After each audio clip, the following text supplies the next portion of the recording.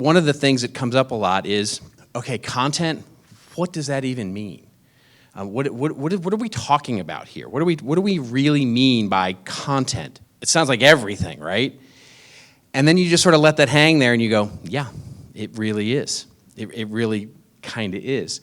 And it reminds me so much of back in 2005, I think it was, John Foster Wallace, who was a poet, wonderful author. His most famous thing was "This is Water." It was a graduation speech that he gave to Kenyon College back then. And in that speech he talked and he told this little parable, and he said that one day there are two fish swimming along. And these two fish are swimming along and having to find morning, and an older fish is swimming in the opposite direction. And as the older fish passes the two younger fish, the older fish says, "Hey, how's the water?" And the two younger fish swim on for a little bit, and finally one of the younger fish looks at the other fish and says, "What the hell is water?" And the whole point of his story was that it was awareness.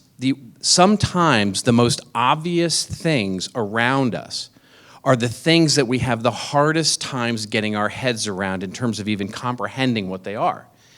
And to me, it was a perfect analogy for content in business. In business, and especially in marketing and communications, content is our water. We swim in it every day. And we can't even really comprehend how to get our arms around it in so many ways because it is just so pervasive. One of the reasons that we see content marketing struggling so much in larger organizations is because where do you even start? Like, where do you even begin to start to create something that is in such a huge piece of what it is we do as an organization in communication? Because that's really all it is at the end of the day.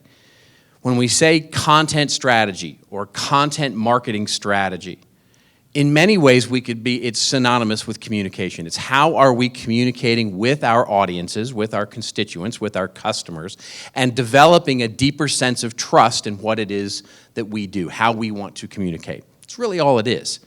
But that's such a pervasive thing that it can be in many ways one of the most difficult things to try and get our arms around.